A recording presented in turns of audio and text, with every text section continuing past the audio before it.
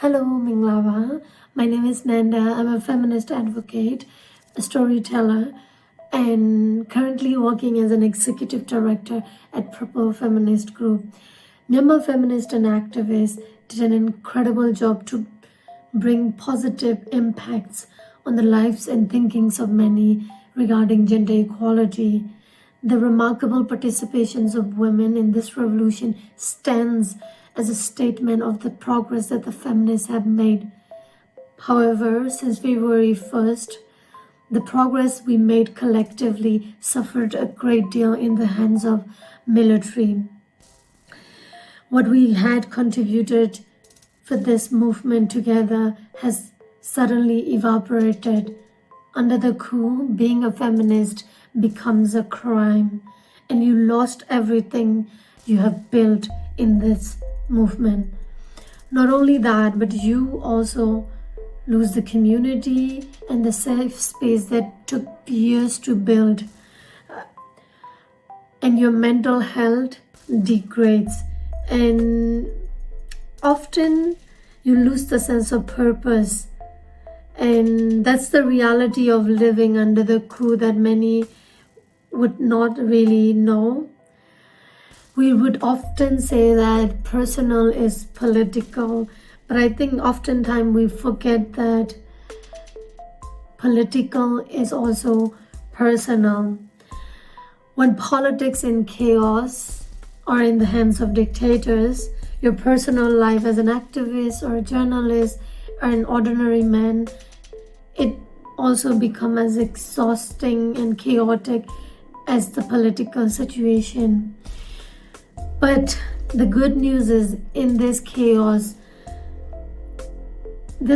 has opened door for people like us to be creative and continue doing the work that needed to be done. Our organization has been able to come up with content and work system that is different from what we used to do or organized. It taught us to be playful and smart, and that's what we had learned how to work under the coup.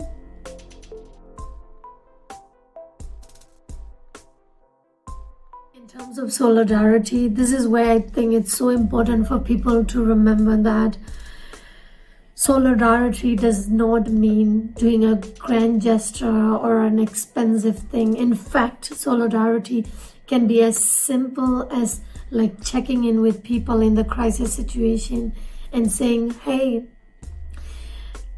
I'm thinking of you.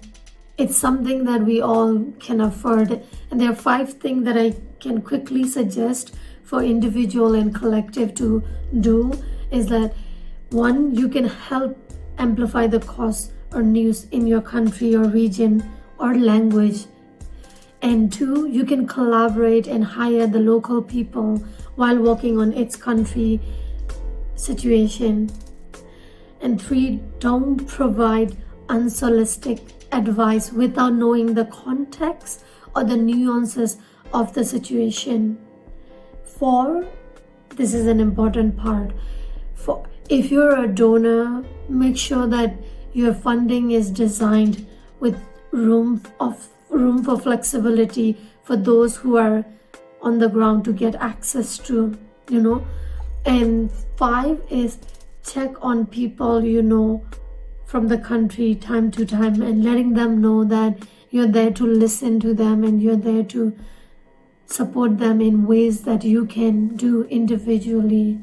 And that for me would be solidarity and it's something that anyone can do.